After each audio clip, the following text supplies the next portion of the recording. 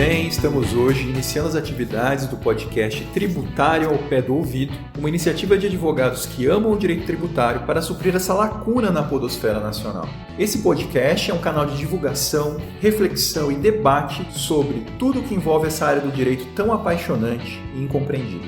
E nossa responsabilidade é grande. Os tributaristas brasileiros são de alto nível, o debate costuma ser profundo, tanto na doutrina quanto nas lides Brasil afora. Então, primeiro, vamos nos apresentar. Então, como dissemos, o nosso canal é formado por uma equipe de advogados privados e advogados públicos que escolheram o direito tributário como seu caminho na vida profissional. Aqui não teremos um apresentador fixo, nem um formato único. No programa de hoje, estamos aqui, ao meu lado, com Elvio Flávio de Freitas Leonardes. Poderia se apresentar, Elvio?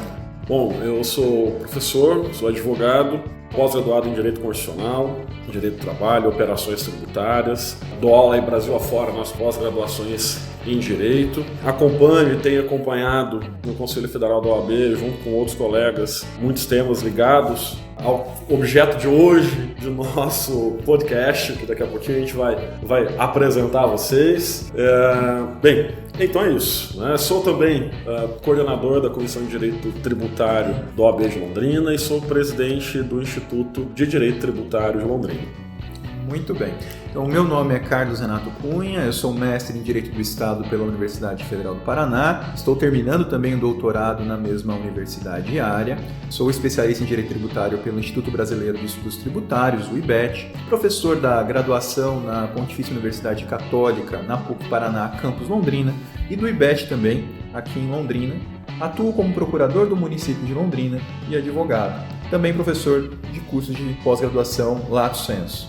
Muito bem, vamos começar? Vamos lá. A gente não pode esquecer que o nosso querido podcast, né, ou Tributário ao Pé do Ouvido, tem um apoio do IDTL, do Instituto de Direito Tributário de Londrina, e também da Comissão de Direito Tributário da OAB de Londrina. Bom, um aviso antes, nós esclarecemos, contudo, que as opiniões que forem exaradas aqui pelos advogados que participarem não exprimem as opiniões oficiais nem do IDTL e nem da Comissão de Direito Tributário da OAB, muito menos da própria OAB. Então vão ser assim, opiniões estritamente dos que participarem. Dentro do possível, nós buscaremos sempre mostrar todos os lados das controvérsias, sem um viés exclusivamente privado ou estatal. Bom, então vamos ao tema de hoje. Este episódio foi gravado no dia 3 de agosto. Na última semana, a PEC da reforma da Previdência foi aprovada em segundo turno na Câmara dos Deputados e segue para a votação no Senado. Esclarecemos que não houve mudanças em relação às questões tributárias que foram tratadas neste episódio.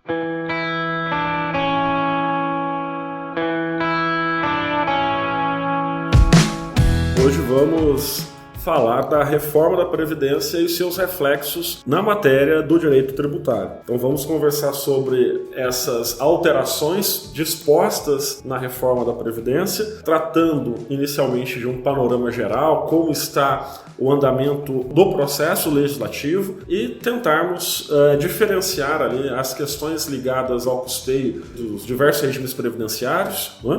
E também dar um panorama geral sobre todos os temas ali que podem impactar diretamente a advocacia tributária. Né? Muito bem, esse é um ponto que interessa tanto aos profissionais e acadêmicos da área do direito tributário, quanto da área de direito previdenciário, na parte de custeio. Então, esse é uma área do direito que interessa, é estudada por ambas as disciplinas. Né? Então, vamos lá. Vamos começar com uma visão geral. Elvio, você poderia nos dar aí o status atual da tramitação dessa reforma? Como que está o contexto atual lá no Parlamento, no Congresso Nacional? Carlos, bom, essa dos últimos tempos já é a segunda tentativa de reforma da Previdência, né? Nós tivemos a primeira iniciada lá em 2015, 16, com o presidente Temer. Aquela primeira foi já afastada, mesmo estando naquele momento, num período já adiantado de tramitação legislativa. Em fevereiro desse ano, uma nova proposta apresentada pelo governo federal, o atual governo federal, e hoje ela já está na sua sexta versão e foi aprovada em primeiro turno na Câmara dos Deputados, né? É a proposta de emenda número 6 de 2019? A proposta número 6, né, de 2019, a PEC número 6 de 2019, hoje intitulada 6F, né, e agora pronta para votação em segundo turno assim que os trabalhos do Congresso Nacional retomarem, né, e já com previsão de votação no início de agosto. Então, devemos estar atentos aí ao que está acontecendo para que a gente tome tempo, né, dos reflexos e todas as questões pontuais que lá estão. Tudo bem.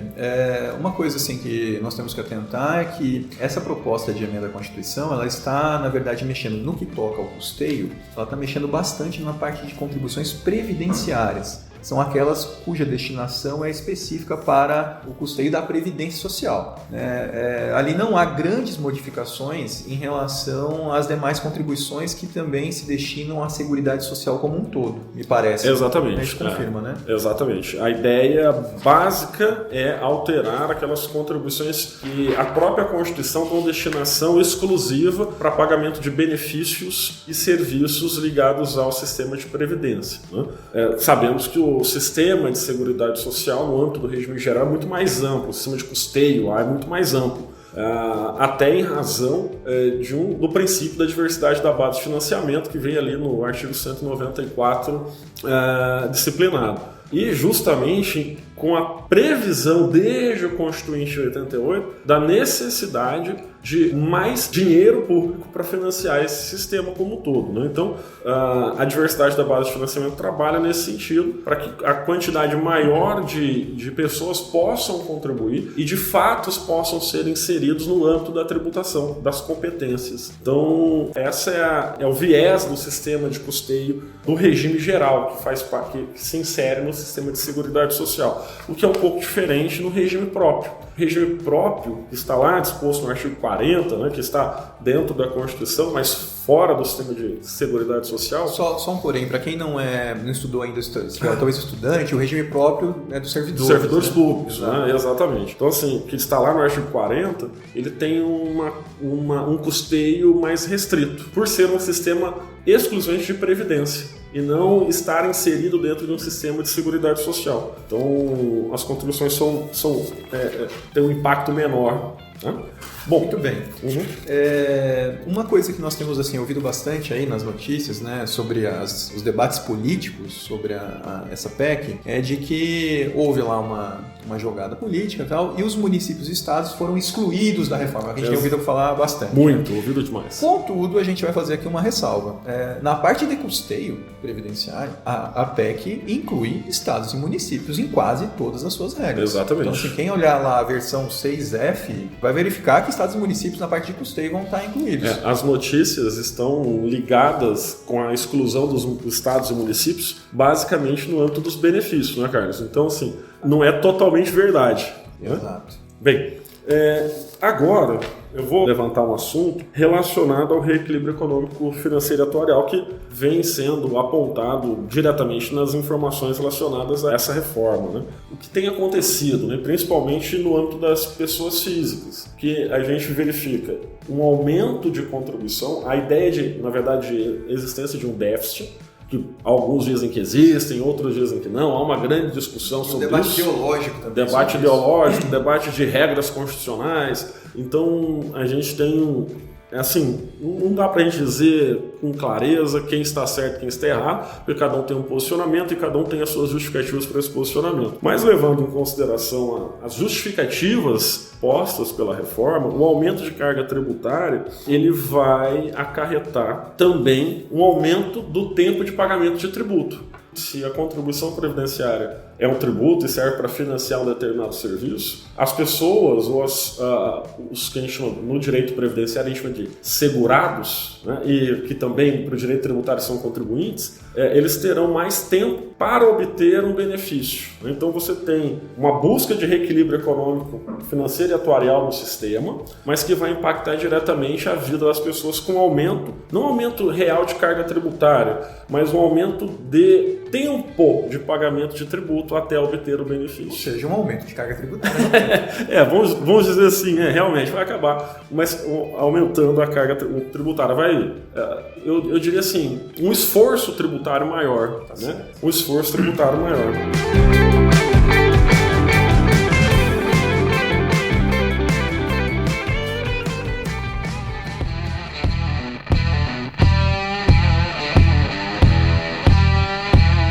Bem, vamos agora então pontuar alguns aspectos dessa proposta no estado atual que vão ter impactos aí na matéria tributária, que é o nosso objetivo de hoje.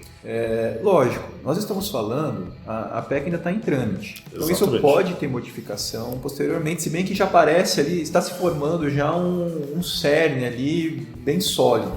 Né? Então, talvez no futuro a gente volte a falar, né? Se tiver modificações substantivas. Né? Eu acredito que ali por volta de outubro, talvez a gente tenha uma definição com o texto base lá no Senado, né? Porque depois de votar o segundo turno na Câmara, isso ainda vai ao Senado em votação ainda por 2 turnos. Exato. Muito bem. O primeiro ponto que a gente gostaria aqui de conversar é sobre a progressividade de alíquotas nos regimes próprios e no regime geral. Muito bem. Elvio, nossos ouvintes. Então, a PEC, ela modifica o parágrafo 1º do artigo 149 da Constituição Federal, que trata lá das contribuições para a Seguridade Social e também contribuição de intervenção do domínio econômico, né? Toda a parte das contribuições, quem gosta do assunto aí conhece bem. Ela prevê que a contribuição para o regime próprio poderá ser instituída lá pela União, Estados, Distrito Federal e municípios, e lá no finalzinho ela afirma que essas contribuições poderão ter alíquotas progressivas de acordo com o valor da base de contribuição ou do benefício recebido. Aqui do benefício recebido porque também ela incide sobre os inativos que já estão recebendo o benefício. Então isso aqui já é uma mudança grande no sistema. E é uma mudança grande no sistema porque hoje não há uma autorização expressa da Constituição e todas as tentativas de instituição de progressividade de alíquotas no regime próprio foram barradas no Judiciário. Então a gente pode mencionar aqui de forma exemplificativa a decisão do Supremo Tribunal Federal na ADI 2010 de Minas Gerais aqui, né? Então o Supremo sempre acabou determinando assim que essa progressividade de alíquotas no regime geral necessitaria de autorização constitucional, que não existe. Exatamente. Pois bem, na verdade uma coisa interessante é que no regime geral de previdência também não há hoje uma autorização expressa de progressividade de alíquotas, mas a lei de custeio do regime geral, a Lei Federal 8212 de 91, ela prevê no artigo 20, na redação atual, mas já faz bastante tempo, a progressividade de alíquotas. Então, o empregado ele tem uma progressividade, o salário mínimo vai contribuir com 8%, e depois tem uma alíquota de 9% e uma alíquota de 11%. Isso já foi diferente, já teve modificações, mas hoje é o quadro atual.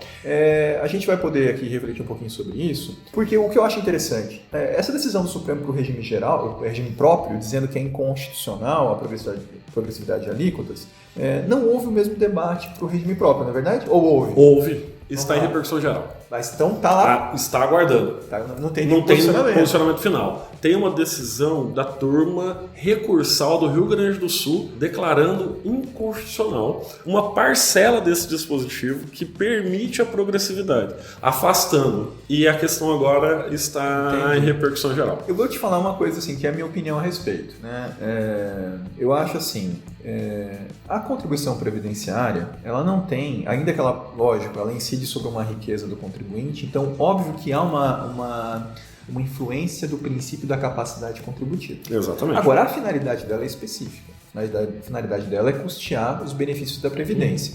E ainda que a gente saiba que a gente está, na verdade, custeando os segurados atuais, o valor da minha contribuição, pela lógica do sistema, e você pode falar melhor sobre isso, que você conhece muito bem, ele tem, além do equilíbrio atuarial do sistema todo, ele é calculado de forma a manter, vou te chamar assim, talvez não seja técnico, um equilíbrio atuarial individual. Quero dizer o seguinte, tem um cálculo do valor de contribuição do empregado, do segurado, e um cálculo da contribuição da empresa, do empregador, que me parece que serve também para o cálculo do meu futuro benefício.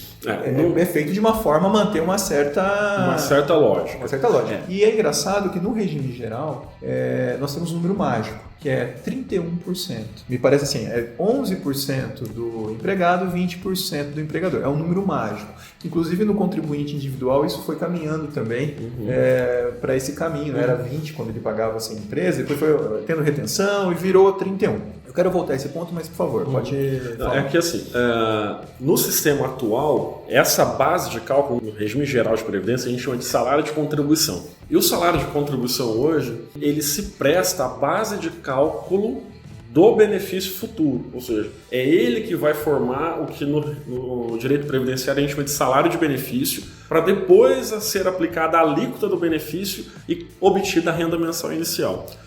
E quando a gente fala em salário de contribuição hoje, ele não tem vinculação, ou melhor dizendo, a contribuição em si, ela não tem vinculação direta com o benefício. O que tem vinculação direta é a própria base de cálculo. É o salário de contribuição que vai definir o futuro benefício e não exatamente a alíquota, justamente em razão do sistema de repartição simples, que é aquele sistema em que os benefícios atuais existentes são pagos pelas contribuições dos trabalhadores atuais, inclusive daqueles trabalhadores que já estão aposentados. No regime geral, o aposentado também paga contribuição. Desde 94, com a extinção do pecúlio, o aposentado também paga contribuição, se ele estiver trabalhando, é claro. Então, assim, o nosso sistema em si, ele é um misto, eu até diria, né? Quando se fala no cálculo. Ele não é tão de repartição simples e também, às vezes, ele não é, se parece muito com de capitalização, porque ele usa aquela base específica, mas não se importa muito com a contribuição. Então, dentro dessa perspectiva, nós teremos... Há uma certa dificuldade até de entendimento das pessoas, porque elas falam assim, mas eu paguei uma contribuição que vai me dar direito a um benefício, paguei sobre R$3.000, que esse era o meu salário de contribuição, e na verdade ele não tem essa vinculação. De qualquer maneira, eu vou continuar meu ponto, que era o seguinte, me parece que tem uma diferença essencial na progressividade do regime geral hoje e na progressividade que foi barrada pelo judiciário do regime próprio. É que, como o regime geral você já havia mencionado, ela tem outras fontes de custeio, me parece que se você fixou uma alíquota, somando ali do segurado e da empresa, uma alíquota, vamos dizer assim, de equilíbrio atuarial individual, que seria os 31. Isso, inclusive, está no cálculo do tal do fator previdenciário. Tem essa alíquota média de 31% compõe esse cálculo específico do fator previdenciário. Olha o que acontece. Se você tem lá uma alíquota individual de 31%, esse, vamos dizer assim, é a alíquota que serviria pelos cálculos atuariais para garantir o meu serviço. E a sustentabilidade do sistema. Exato, do ponto de vista individual e global. Pois bem, quando eu prevejo uma alíquota menor, no regime geral, de 8%, por exemplo, desde que eu não esteja fazendo cruzamento de custeio, vamos dizer assim, um subsídio cruzado, eu não estou usando o dinheiro, em tese, nesse cálculo atuarial, daquele que paga 31% para custear aquele que paga menos. Eu estou utilizando as outras fontes de custeio. Se eu estou utilizando o valor do orçamento que a União tem que dar já para o regime geral, ou o valor de contribuições da Seguridade Social como um todo, para custear esse benefício fiscal para pagar menos, que seria, vamos dizer assim, um atendimento à capacidade contributiva para aquele que pode pagar menos, deveria pagar 11 para o equilíbrio individual. Sim. Mas tendo em vista que eu, por questões políticas, sociais, eu quero cobrar menos, eu vou trazer o dinheiro de outras fontes de custeio. Mas eu não estou pegando do segurado que está pagando 31%. Em tese é isso. Assim, seria uma ideia. É aquela ideia do cálculo misto. Se fosse capitalização, era exatamente isso. Exato. Se o sistema fosse um cálculo viesse a partir de um sistema de capitalização, seria exatamente isso. Aí qual que é a diferença do regime geral hoje? Perdão, do regime próprio hoje? Nós não temos essas outras fontes de custeio. Não existe. Então, se eu aumento progressivamente a alíquota no sistema de hoje, não tem autorização constitucional. Exato. Se eu aumento a alíquota do servidor que ganha mais para diminuir a alíquota, cobrar menos o servidor que ganha menos, eu estou fazendo um subsídio cruzado. Eu estou pegando o dinheiro de fulano para custear o benefício de ciclano nesse cálculo atuarial que eu estou falando assim, vamos dizer, parece capitalização.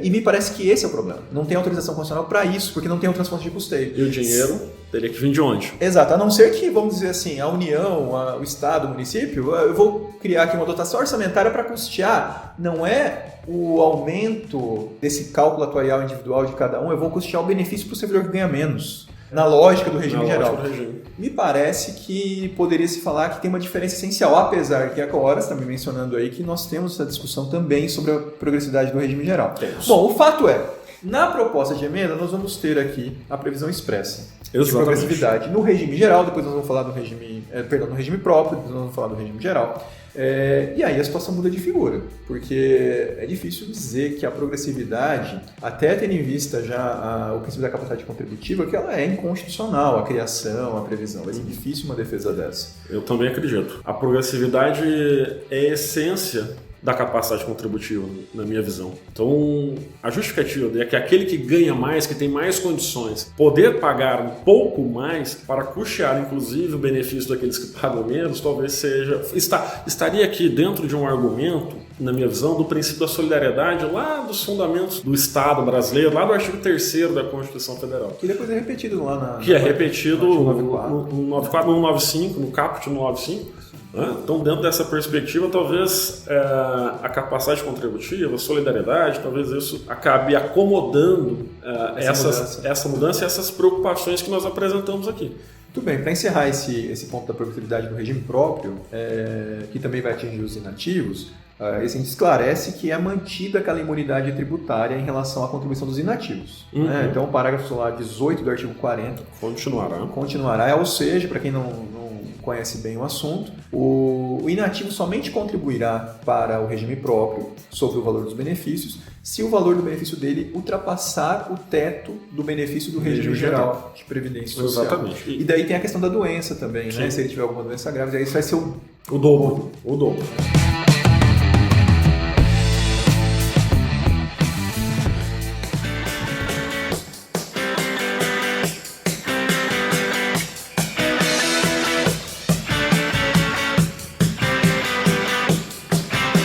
Acho que a gente podia falar um pouquinho agora, Carlos, da imunidade das receitas de exportação. Isso estava lá na proposta original, estava na proposta do relator, só que por uma discussão política ali nas votações finais, a frente parlamentar do agronegócio atuou fortemente aqui e acabou por ser excluída essa parcela da proposta de reforma da Previdência que excluía uma parte da imunidade tributária. Que imunidade tributária era essa, né? A emenda 33, salvo engano, de 2001, 33 ou 32, agora me fugiu... 32. Me fugiu daqui o número. Ela inseriu uma imunidade dizendo que não haveria incidência das receitas de exportação quanto às contribuições sociais e de intervenção no domínio econômico. Aliás, essa previsão ela vai ao encontro de uma ideia de desonerar exportações em geral, né? Exatamente. Exportar tributo.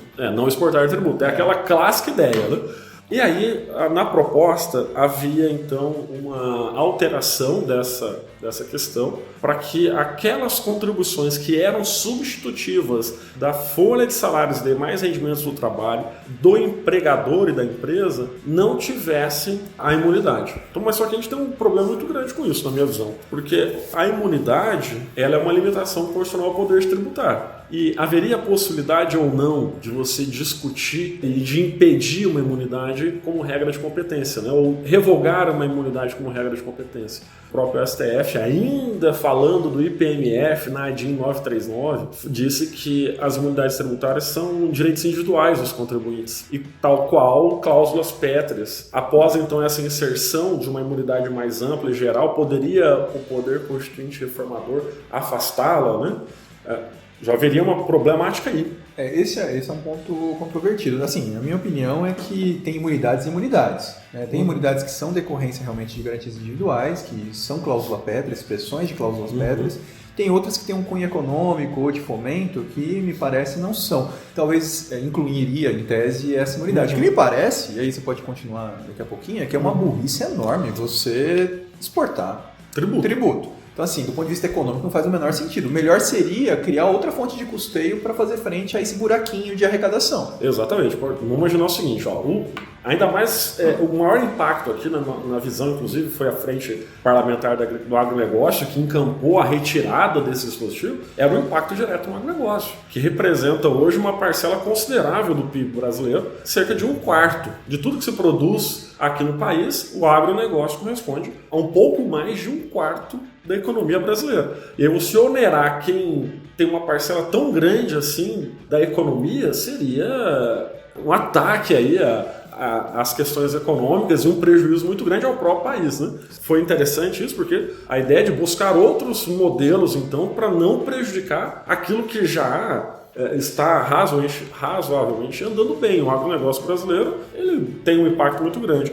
E então, na versão F, né, da PEC 6, a gente tem a retirada, né, desse dispositivo e o agronegócio agradeceu. O agronegócio agradeceu. Então é importante que a gente só relembre para que depois, lá na frente, eles não tentem colocar de novo, né? Talvez. Vamos ver o que vai acontecer. Vamos lá. Um outro ponto que nós temos aí nessa emenda é a inclusão do parágrafo 1º ao artigo 149, cria um novo teto para a contribuição dos inativos nos regimes próprios no caso de déficit previdenciário. Então, assim, o que diz lá o parágrafo 1º A da proposta? A contribuição dos aposentados e pensionistas poderá incidir sobre o valor dos benefícios que superem o salário mínimo, não o valor do teto do regime geral de previdência, como está lá no parágrafo 18 do artigo 40, quando houver déficit atuarial. Então, havendo reconhecimento de déficit, será possível diminuir o teto, por assim dizer, da contribuição dos inativos. Bom, é difícil dizer qual regime próprio que não está em déficit. Regime próprio que não está em déficit seria difícil de encontrar, muito difícil de encontrar. Talvez aqueles mais jovens que não têm uma quantidade grande... o passivo dos servidores que não contribuíam. Não tem o passivo de servidores que não contribuíam, ou ainda aquele que não possui uma quantidade grande de aposentados e pensionistas, e que logo mais vão ter, porque em regra esse pessoal todo estava no regime geral, né? E que ainda não trabalham efetivamente com a compensação previdenciária para trazer os recursos lá do regime geral. Então, esses talvez não tenham déficits ainda, mas aqueles antigos, mais antigos, possivelmente... que assim, a emenda 41 de 2003, em tese, se ela fosse seguida à risca, pelo menos para o período posterior a 2003, os servidores que entraram depois estão vinculados a tais regras, manteria aí uma ideia de equilíbrio atuarial. Sim. Né? O problema realmente é o período anterior à emenda. Exatamente. É um período em que a gente não tinha, e muitas das vezes, contribuições desses servidores. Ou contribuição que custeasse, por exemplo, receber o benefício último, igual à última remuneração. Exatamente. Né? Então você tinha uma alíquota, muitas vezes, que não se preocupava com esse equilíbrio econômico, financeiro e atuarial. Você tinha... nós tínhamos regimes próprios que nem mesmo instituíam alíquotas, né, ou que vieram de um período muito grande sem alíquota, isso em razão da natureza dos benefícios que eram concedidos anteriormente, que tinham natureza premial, ou seja, inclusive o servidor era chamado de inativo, ele nunca deixava de ser servidor. Igual o militar da reserva. Exatamente.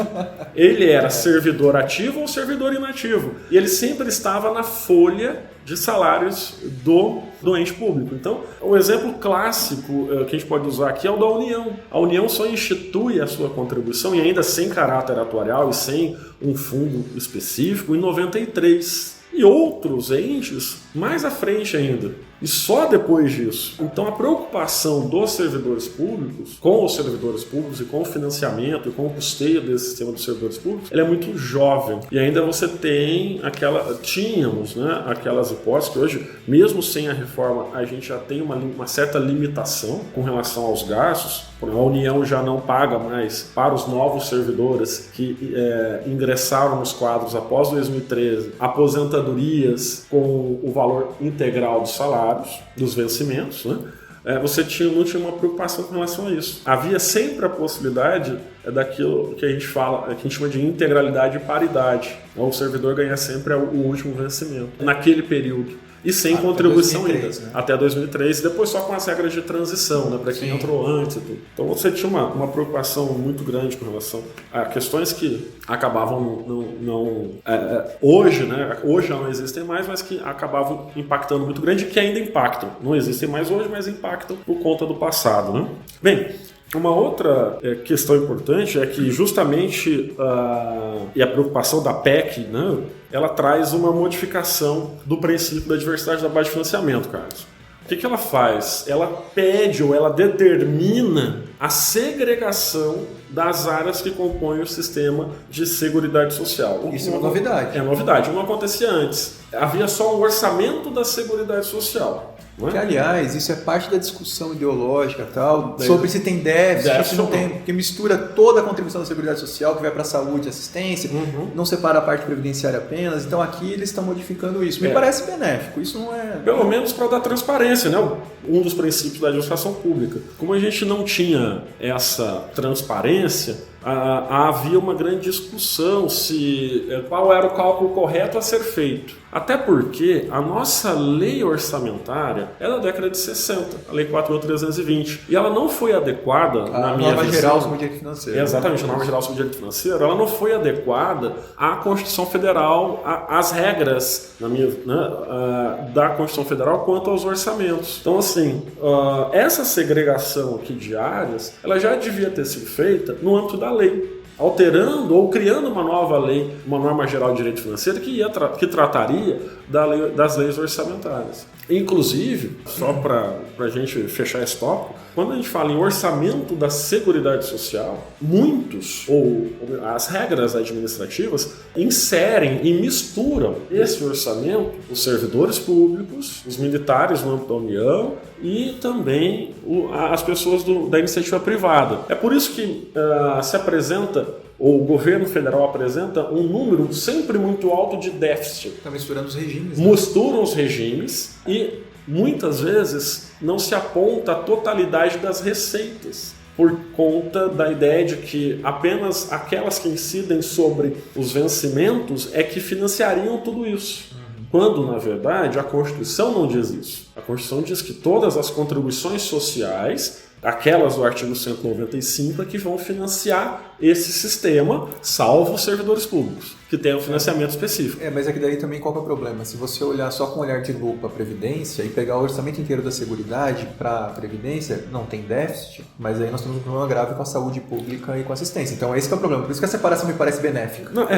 Não, com certeza, com certeza. Até porque, vamos ser sinceros também, a saúde, além daquelas contribuições, tem um outro financiamento específico, da Lei Complementar 142, e que já existia desde o início da década passada, com percentuais específicos incidentes sobre a receita de cada ente. Sim. Então, assim, ainda tem um outro financiamento além daquelas contribuições, inclusive com relação a impostos. Que, em regra, não poderiam ter vinculação, mas para a saúde há a possibilidade. Mas eu acho assim, eu sou pessimista em relação a isso, viu?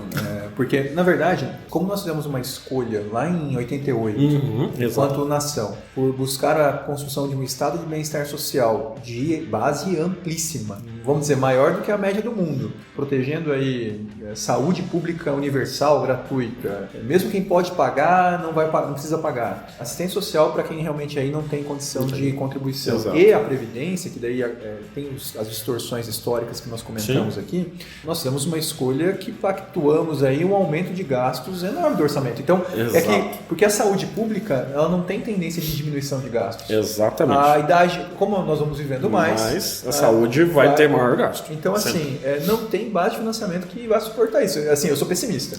Então, tem que ser pensado uma solução. Então, eu acho que isso aqui faz parte, mais ou menos, eu não sei dizer a parte técnica dos cálculos, é uma questão que não... Mas é tudo uma questão, Carlos, ideológica. Em 86 até de 86 a 88, enquanto discutíamos a nova Constituição, né, nós tínhamos um reflexo muito grande do passado próximo. Da década de 60, 70 e início da década de 80, com muitas restrições e com um governo militar, né, que, de uma forma ou outra, tinha restrições quanto à atuação do cidadão, né? E aí aqueles que eram oprimidos queriam ou quiseram colocar a quantidade maior de direitos para que a gente não retomasse aquilo que aconteceu, né?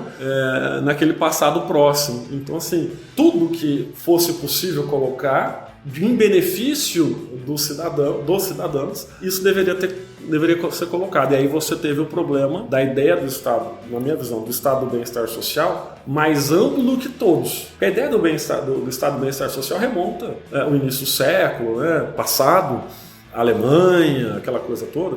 E depois você vai verificando que lá naquele momento histórico tinha uma liberdade, vamos dizer assim, maior numa outra área, na área econômica, que eu sempre digo isso. Para você ter estado do bem-estar social, você tem que ter, por outro lado, uma economia muito pujante. Do contrário, você não tem como financiar esse estado do bem-estar social. E o Brasil não tinha essa economia pujante naquele momento e não teve essa economia pujante até hoje. Nós vivemos em uma recessão que já dura quase 10 anos, desde a crise dos derivativos em 2008. Nós tivemos demorou um pouquinho para chegar aqui depois da crise, sim, mas a gente teve uma turbulência econômica e política muito grande que impactou diretamente nisso, né? Então gera problemas esse estado do bem-estar social.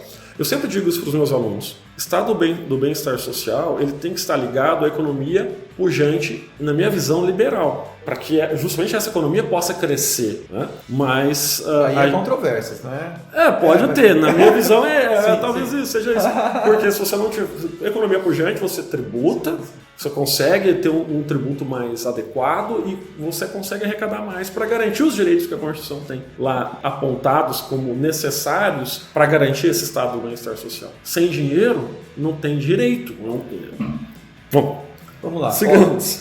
Um outro ponto aqui, continuando na história do déficit. Então a gente falou lá que se houver déficit do regime geral, vai poder diminuir o teto da contribuição dos inativos para o salário mínimo. Uhum. E aí, há inclusão também, por parte da proposta, dos parágrafos 1º-B e 1º-C ao artigo 149. O 1º-B afirma que se aquela medida do parágrafo 1º-A não for suficiente para fazer frente ao déficit, então fica facultada a instituição de contribuição extraordinária no âmbito da União. Aqui, realmente, talvez incluam futuramente estados e municípios. Para os servidores ativos, aposentados e pensionistas. Então, aqui, além da diminuição do teto, além da progressividade de alíquota, o servidor ainda talvez seja sujeito a uma contribuição extraordinária no caso de déficit. Exato. O parágrafo 1º-C, ele prevê que aquela medida ali anterior, da contribuição extraordinária, ela vai ser instituída simultaneamente com outras medidas para equacionamento do déficit e vigorará por período determinado, contado da data da sua instituição. Daí o parágrafo 1º-C não diz qual é esse período. Nós vamos encontrar esse limite no artigo 9º da emenda. Exato. No artigo 9º, parágrafo 8º da emenda. Isso não vai fazer parte do texto da Constituição, é quase um ADCT separado. Então, ele diz que o prazo máximo é de 20 anos, o que é um prazo máximo enorme. Pode pegar quase a vida funcional, metade da vida funcional do servidor. É assim, e essa contribuição extraordinária nada mais, nada menos do que aumento de alíquota. Sim. É aumento de alíquota, porque você não tem outra base tributável, é aumento de alíquota. Se a alíquota base for de 11, 14... 22, sei lá. 22, pode subir mais um pouquinho, né? Então tudo vai depender de como os administradores desses novos, ou desse regime, vai trabalhar. Então o servidor, aqui é da União, mas pode possivelmente ser aplicado depois aos estados e municípios, tem que ficar alerta com quem ele coloca para administrar o seu regime.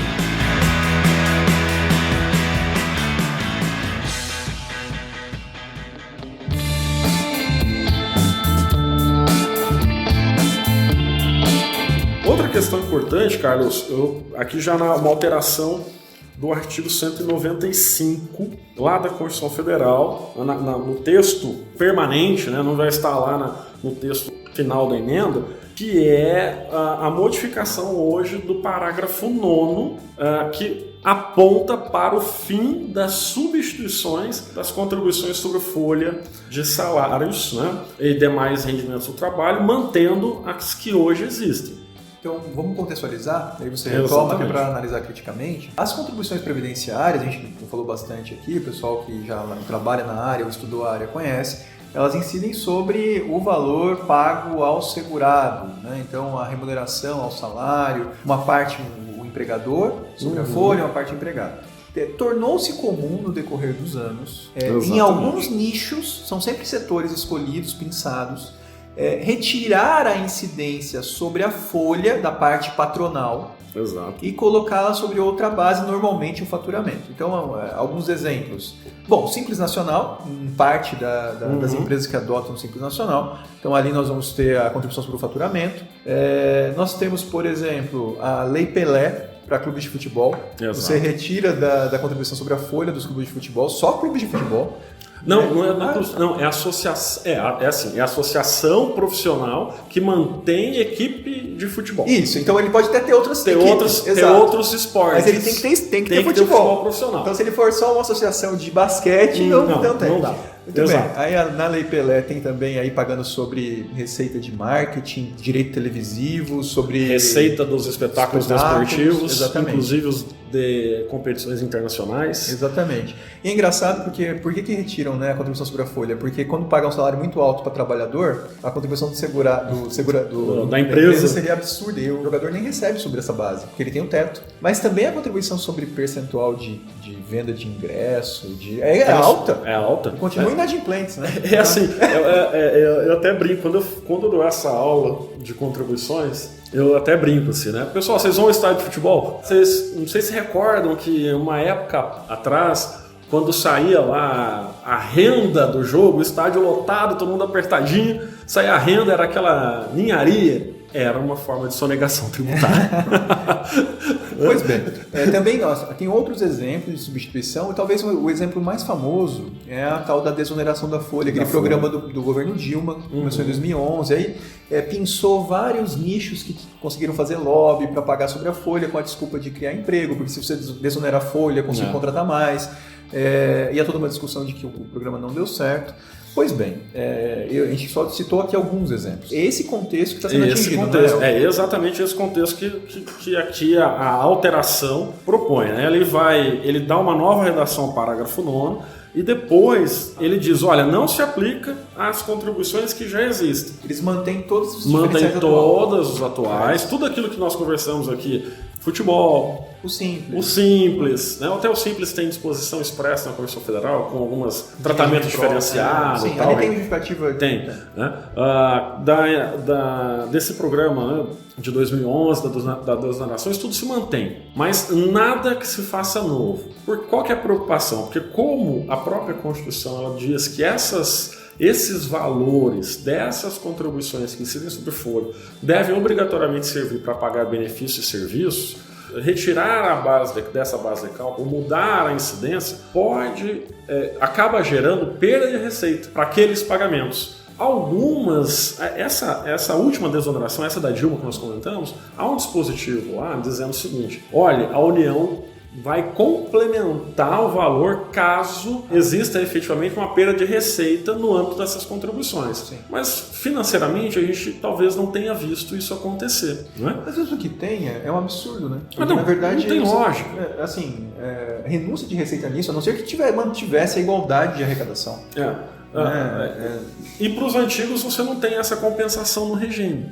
E a gente sempre tem visto, ou tem sempre no histórico, dizendo assim, a Receita Federal do Brasil, ela sempre diz, olha, o que não incide sobre a folha de salário, isso aqui é meu, eu vou usar do jeito que eu quero, e se faltar algum dinheirinho lá, eu complemento. Eu repasso para o sistema para terminar de pagar os benefícios previdenciários assistenciais. Então, eu vejo com bons olhos isso para manutenção do sistema, é excelente. Se bem assim, que muitos defendiam a desoneração da folha, eu até não vejo ela como ruim, porque realmente para o empregador, se você não tiver que pagar sobre o valor do salário, isso, ainda que talvez não ocorra, pode ter toda uma discussão. Sim. Aí. Em tese eu posso pagar um salário maior, em tese eu posso contratar mais. Exato. Eu tenho alguns empregadores eu tenho alguns clientes que são empregadores, né, empresários, que vêm sempre com bons olhos. Eu recebi muitas consultas de clientes que estão na desoneração da folha e que estão preocupados, já estavam preocupados em 2017, se tentou retirar essa desoneração e eles me diziam assim, Elvio, o ano passado também, né? Elvio, se retirarem a desoneração, eu tenho que eliminar metade do meu quadro de funcionários. Exato. Então, assim, eu não sei se a política, se a ideia em si é ruim, mas o que eu vejo como ruim é que isso se torne renúncia de receita. Então, assim, desde que fosse feito um cálculo, né, que a contribuição substitutiva mantivesse o valor arrecadado, mas pelo menos não incidisse sobre a folha, né, eu não veria de forma ruim esse programa. Mas, de qualquer maneira, a escolha agora foi acabar com isso. A escolha agora, né? Então, vai ter autorização, né, dessa alíquota diferenciada em razão da atividade econômica, da utilização intensiva de mão de obra, porte da empresa ou condição estrutural do mercado, tá? Sendo também autorizado, no caso, a utilização de bases de cálculos diferenciadas.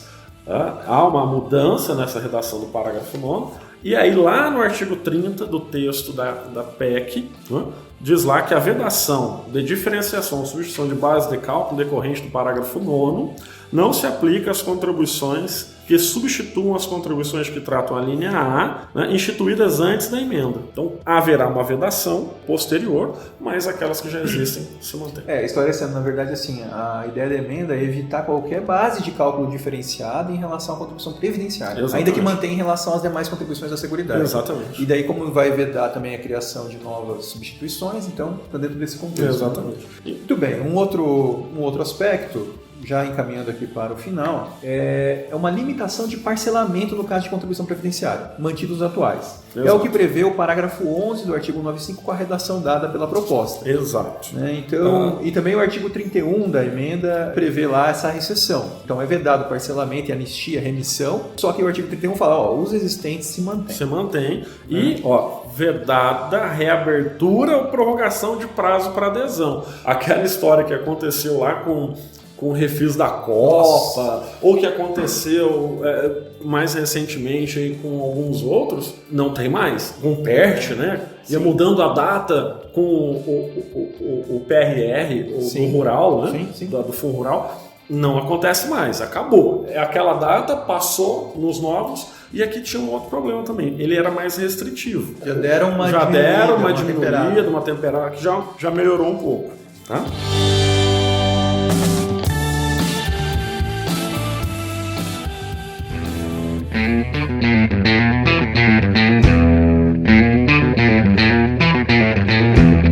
Carlos, aqui também, vejamos só. Há uma alteração lá no regime de contribuições dos trabalhadores de baixa renda.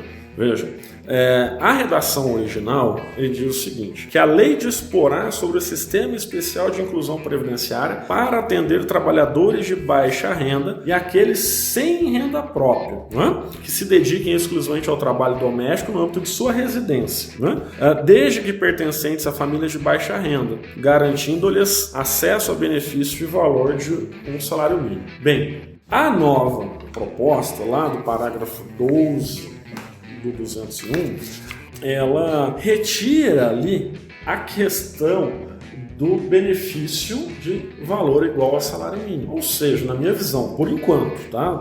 Não sei o que vai acontecer. Isso na parte de benefício. Na parte de benefício, né? A contribuição específica, especial, vai continuar, porque ele vai dizendo aqui, a lei poderá. Já mudou. Mudou. Enquanto obriga, disporá é uma obrigação, aqui é uma faculdade. Sim, já mudou. Poderá. O modal deôntico já mudou. Já é outro, gostei desse modal deôntico. Foi legal. Sim. Então aqui nós temos um outro viés, né? Poderá instituir sistema especial de inclusão previdenciária com alíquotas diferenciadas para atender a trabalhadores de baixa renda e aqueles sem renda própria, que se dediquem exclusivamente ao trabalho doméstico no âmbito de sua residência, desde que pertencentes a famílias de baixa renda. Que é a regra que nós temos hoje. Exato. A dona de casa, A a dona dona de de tio. Isso, Exatamente. aquilo lá. Pode ser dona de casa também, óbvio, né? Pode, não tem sim. problema. Só que aqui tem um problema. Enquanto a redação atual garante a essas pessoas o benefício do salário mínimo, a Constituição, a nova proposta, ou a proposta de alteração da Constituição não está dizendo isso. Então, ó, primeiro, não é nem obrigatório ter. E Não se tiver, não precisa garantir o salário mínimo. Né? Isso na parte de benefício. Isso levando-se em consideração uma interpretação da nova redação. Não Sim. tem mais a garantia. Então a lei que dispor poderá fazer diferente. Eu vejo exatamente dessa forma. Muito bem, um outro ponto, e aqui foge um pouquinho das contribuições previdenciárias, tá? Stricto sensu. Isso. Há uma mudança na destinação da contribuição ao PIS e da contribuição ao PASEP, lá no artigo 239 da Constituição Federal. É uma mudança, assim, parece sutil. Então, na nova redação do artigo 239, se inclui, além da destinação do PIS-PASEP para o seguro-desemprego e para o abono do PIS, que nós conhecemos, coloca ali outras ações da Previdência Social. Fica uma cláusula genérica, né, difícil de perquirir o que seria, mas é para cobrir o déficit da Previdência, com certeza. Vamos pegar dinheiro do PIS-PASEP. Para dizer assim, olha, eu posso também usar esse dinheiro para pagar outro benefício do sistema de previdenciário. Porque aqui nós temos o seguro-desemprego como benefício do sistema previdenciário, do regime geral de previdência social. Muitos não ligam o regime, o seguro-desemprego à previdência. Por quê? Quem o paga é o Ministério do Trabalho através do sistema do Cine. Então, muitos imaginam que seja o seguro-desemprego um benefício trabalhista, mas na verdade ele é um benefício previdenciário. O risco é o desemprego involuntário. O risco social protegido aqui é o desemprego involuntário, está lá no artigo 201 da Constituição Federal, que trata do regime geral. Então, assim, a ideia é não destinar exclusivamente, porque como você tem uma destinação constitucional, você não poderia, por lei, mudar a destinação. Fazer com que esse dinheiro vá para outro lugar. Então, você está... Eles abriram uma possibilidade de usar também para contribuições do regime geral em geral. Em geral, para pagar outros benefícios. Além disso, uma outra mudança sutil é que no parágrafo 1º, hoje, 40% do valor do PIS-PASEP é destinado para o BNDES, Banco Nacional de Desenvolvimento Econômico. Então, a proposta da emenda diminui essa destinação para 28%. Então, exatamente. Então, já podemos imaginar que pelo menos aí essa diferença entre 40% e 28% já vai... Os 12% ali seriam para ser utilizados nos outros benefícios da Previdência Social. Então, a empresa continua pagando PIS, continua pagando os entes públicos, continuam pagando PASEP, e aí vai ter essa destinação específica. Tá? Bem... o que nós vamos ter aqui ainda, né, Carlos? Olha, tem uma alteração lá no ADCT, né, no ADCT, que é a contribuição sobre o valor da reparação mensal aos anistiados. Aos anistiados da ditadura, então estão criando uma contribuição. Né? Essas pessoas não pagavam nada, apenas recebiam um benefício, né, vamos dizer assim, uma pensão, né, um benefício de caráter de ressarcimento indenizatório, né, mas aqui acabam criando também uma contribuição sobre esses benefícios. Vai funcionar na forma da contribuição dos inativos do regime geral, do regime próprio. Do regime próprio. E essa previsão está no artigo 8º do ADCT, pela proposta de emenda, parágrafos 6º e 7º. Um outro ponto, Elvio, que eu achei interessante, é que há uma modificação por parte da proposta lá no artigo 76 do ADCT, no parágrafo 4º, que veda a aplicação da desvinculação das receitas da União, a DRU ou DRU, às contribuições sociais que custeiam a Seguridade Social. Isso é um ponto interessante, né? Que, aliás, é um ponto de crítica enorme, teve, é um ponto de crítica enorme. E a DRU, né, ela nasceu, Carlos, lá em 93. Tem um contexto, né? Tinha um contexto. Então, em contexto vamos dizer assim, de melhoria do Estado naquele momento, o Estado brasileiro engatinhava num modelo de tentativa de equacionar os seus déficits. Porque como o orçamento nacional é bastante engessado, regulado, então tentaram criar uma válvula de escape para poder fazer o superávit primário, para poder garantir dívidas, para poder receber dinheiro, investimento. Mas o outro ponto de crítica, que você conhece muito bem isso, é que exatamente essa desvinculação que já dura muito tempo, ela também é culpada por pelo menos parte do déficit. Assim, uma coisa lógica. Vou dar um exemplo de casa. Né? Na sua casa, se você tem um déficit, você vai autorizar um gasto de alguém lá que compõe a sua família, ainda na época 20% e hoje 30%, em outra coisa que não o pagamento daquelas dívidas que vocês têm em casa hoje? Isso é ilógico, né? Não tem como você justificar isso. Não obstante, os técnicos do governo digam o seguinte: olha, eu desvinculo. Para quem conhece um pouquinho de orçamento, eles falam assim: eu jogo na fonte 1000, que é a fonte livre, e depois eu acabo retornando esse dinheiro para pagar as próprias despesas do sistema. Contudo, esse dinheiro nem deveria ter saído, levando-se em consideração o que a Constituição nos diz. Mas eles utilizam na liquidez para fazer contabilmente superávit para depois voltar no mesmo lugar. Então, mas essa é uma questão que a gente vê com bons olhos. Acaba, pelo menos, o governo vai ter que fazer esse superávit primário em outro lugar.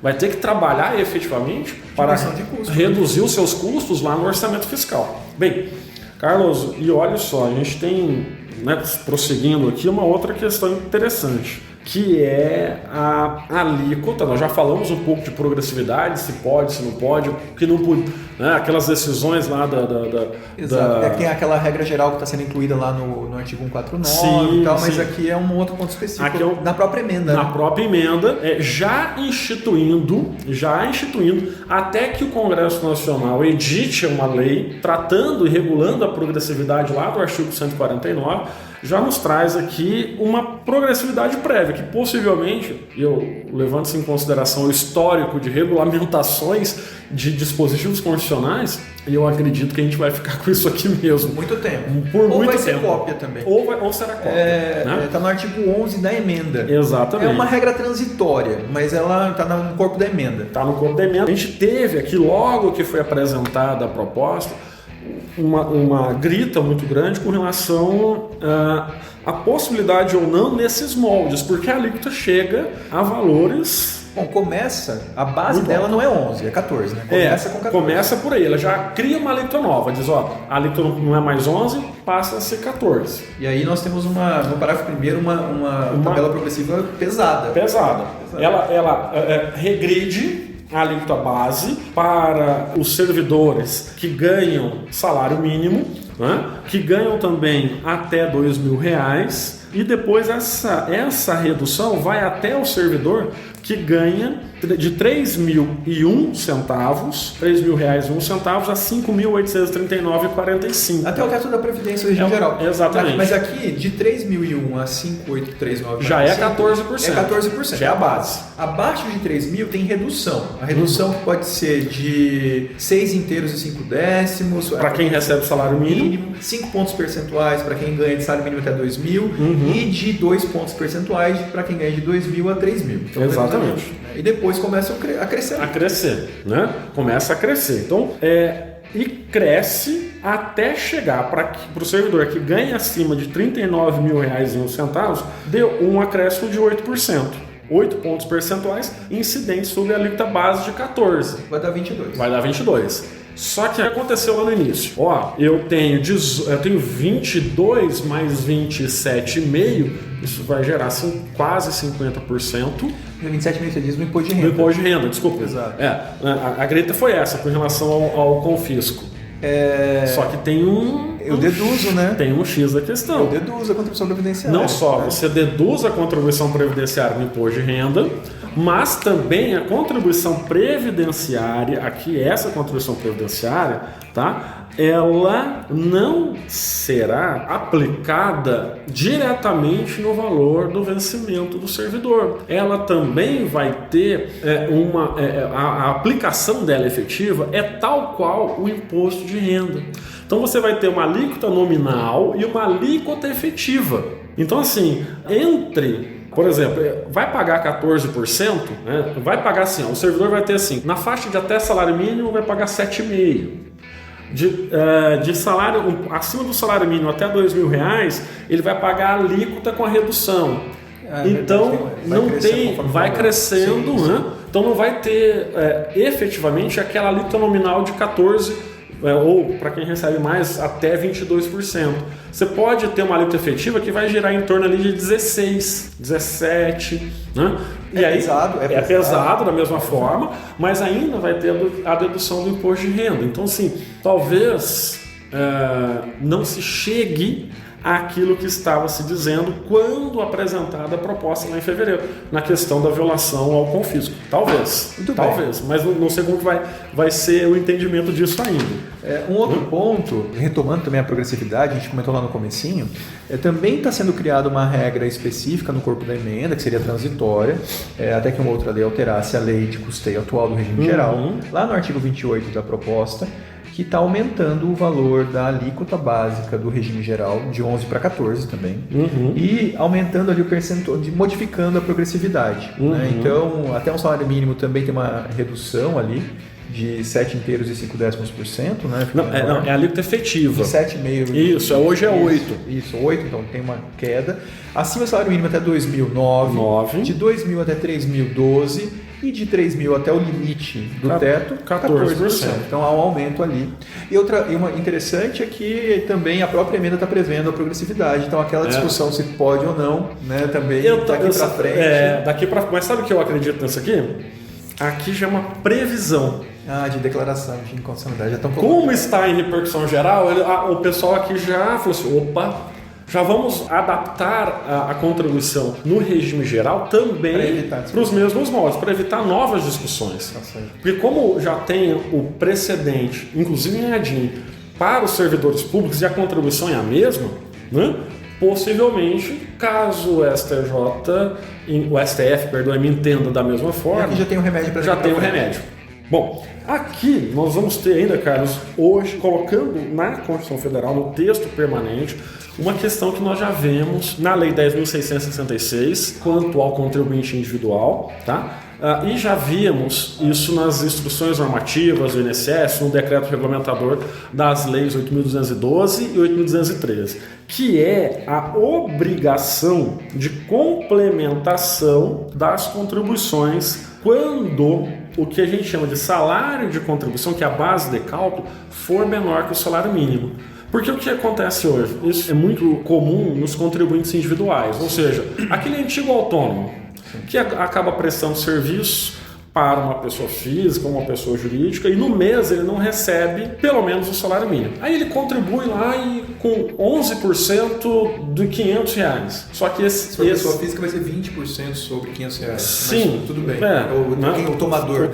Isso. Mas assim, não vai gerar uma contribuição adequada. E o sistema hoje não entende aquela competência daí como tempo de serviço, tempo de contribuição, ou no direito previdenciário a gente chama de carência, quando necessário, que é o tempo mínimo para a obtenção do benefício. Deveria ser o correspondente a um salário mínimo a contribuição. Sim, porque deveria ter sempre no mínimo um salário mínimo. Então assim, lá ele está dizendo assim, o segurado somente terá reconhecido como tempo de contribuição ao regime geral a competência cuja contribuição seja igual ou superior à contribuição mínima mensal exigida, assegurado o agrupamento de contribuições. O que significa isso? Eu tenho várias contribuições menores em vários meses, eu poderia ir somando, eu tenho 10 meses, mas se eu somar isso dá 5, eu agrupo em 5 e fico com 5, até atingir o mínimo. Tá? Essa é a ideia aqui da proposta. Na verdade, eles estão constitucionalizando algo que hoje está no infraconstitucional. No infraconstitucional, exatamente. Está trazendo para a Constituição algo que está lá. Isso também é medo. Eu me formei inicialmente em Direito Constitucional. Eu tenho um medo muito grande quando você traz muita coisa para a Constituição. A nossa Constituição, ela já na minha visão, ela já é extensa demais, ela tem normas ali que não necessariamente precisariam estar na Constituição. Então, quando você traz todos os pequenos requisitos para a Constituição, você engessa a atuação do legislador. Você tem um Congresso Nacional com limitações. E aí, sempre você vai precisar de uma emenda à Constituição que tem um modelo de processo legislativo muito difícil de ser concluído. Quer dizer, no Brasil nós já temos mais de 100, mas nessas questões previdenciárias, tributárias, nas questões de direito econômico, né, elas sempre levam um tempo muito maior. de discussão, né? E com uma dificuldade muito grande de você obter votos favoráveis. Então, assim, eu não gosto muito quando a Constituição é muito detalhista. Mas estão colocando lá que devem ter medo da judicialização do tema. Também, e tem muito. Então... E tem muito. Então, assim, tem muita judicialização. E, inclusive, vou fazer só uma parte, no âmbito dos benefícios da PEC, muita coisa que era judicializada foi trazida para a proposta, só que no viés das teses defensivas do governo federal. Nem mesmo aquilo que foi decidido pelos tribunais está sendo trazido, é mais com o viés das teses defensivas, né? Não é à toa a questão da progressividade. A gente já falou aqui das contribuições, falando né, do custeio, mas outras questões também são tratadas. Um outro aspecto, e na verdade isso aí daí decorreu da negociação no Congresso Nacional, tendo em vista aquela discussão que saiu nos jornais, o Ministério da Economia quer uma reforma de 1 trilhão de economia, vai ficar em 900 bilhões, como que a gente custeia, etc. Bom, pois bem, a proposta do Congresso Nacional inclui lá no corpo da emenda o artigo 32, também uma regra transitória, prevendo que o legislador pode modificar isso, mas ele aumenta, ele majora a alíquota da contribuição social sobre o lucro líquido, e aqui a gente está fugindo daquela modificação estritamente em contribuição previdenciária, né, para as instituições financeiras, em geral. E aí aumenta de hoje é 15%, aumenta para 20%. 5 pontos percentuais. Exatamente. Aí tem todo o histórico, já foi 20%, caiu para 15%, e agora está aumentando para 20% como forma de compensar aí a parte do que caiu da proposta originária. Então, aqui a ideia é de atacar quem tem mais capacidade econômica. Econômica mesmo, não é nem tributária, é econômica, na minha visão. Hoje os bancos são as empresas que possuem maior lucro no país. Então a ideia é pegar lá quem tem dinheiro mesmo. Muito bem, e daí nós vamos para o último ponto. Exato. Você encerra então o nosso bate-papo de hoje. É uma questão que já vem sendo discutida há algum tempo, tá? No STF, ou que foi discutida no STF e que já tem decisão em repercussão geral.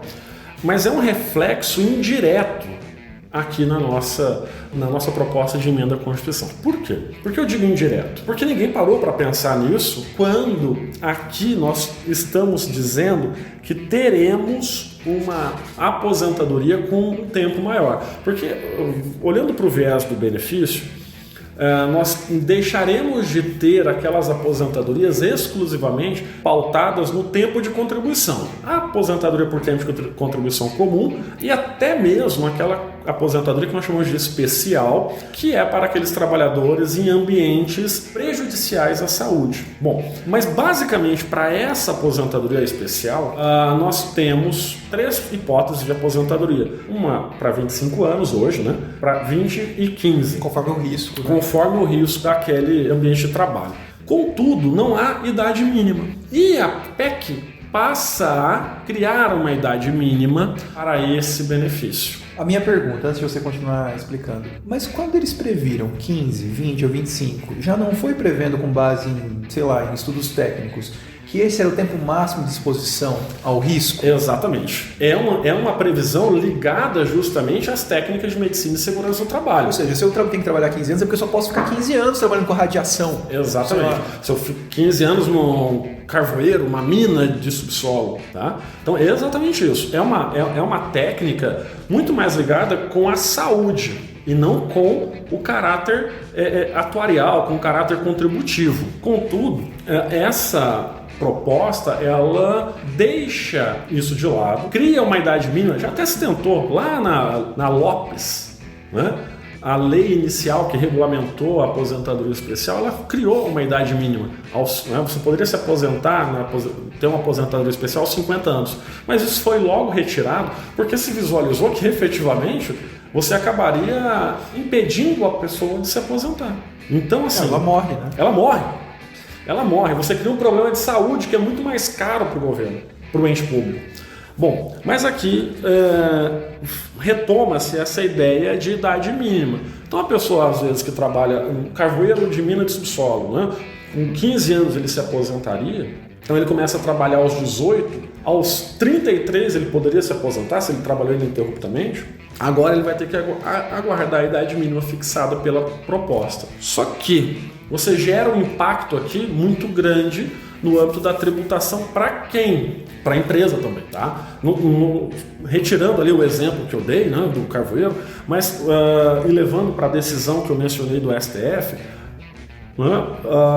se disse nessa decisão, que é o agravo no recurso extraordinário 664/355, que o equipamento de proteção individual é ineficaz para o agente ruído. O agente ruído gera uma aposentadoria aos 25 anos, né, quando o ambiente de trabalho tem o ambiente de trabalho supera-se o limite permitido, que hoje é de 85 decibel, né? E aí a pessoa começa a trabalhar aos 20 anos, aos 45 ela teria direito à sua aposentadoria. Só que ela vai trabalhar mais 10 para obter o benefício. E isso tem um impacto muito grande para a pessoa jurídica, para a empresa, porque como o EPI não é eficaz, ela está sujeita ao adicional de custeio, né, de 6, 9 ou 12, no caso 6%, para custear em específico esse benefício.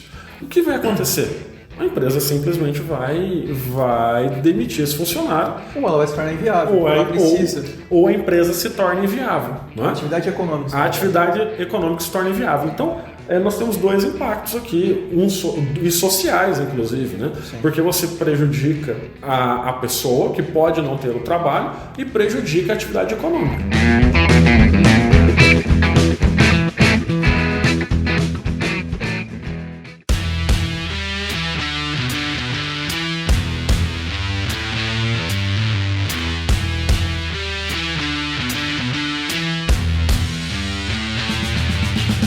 Muito bem, então, Elvio, foi aqui um prazer discutir com você, debater com você esse tema. Eu acho que a gente tratou aí dos principais pontos da reforma do Estado atual, né? Então, muito obrigado. Nada, eu que agradeço, né? E não só, retomando a ideia nossa, né, um bate-papo, nós não temos aqui convidados, né?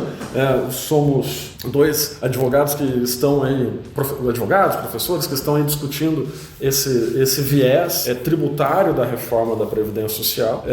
Eu também gostaria de agradecer, Carlos, né, por poder discutir com você essa questão, e espero que a gente possa retomar, quem sabe, talvez algumas mudanças, talvez a gente faça novamente esse nosso bate-papo. A depender do trâmite. A depender do trâmite, né, já mais à frente para esse tema de impacto muito grande, que os advogados da área tributária, principalmente, que eu vejo, não estão muito atentos. Exatamente, vai ter impactos grandes. Muito bem, então, pessoal, agradecemos também a atenção de todos vocês. Até lá, um abraço, até o próximo podcast. Até lá, um abraço, pessoal.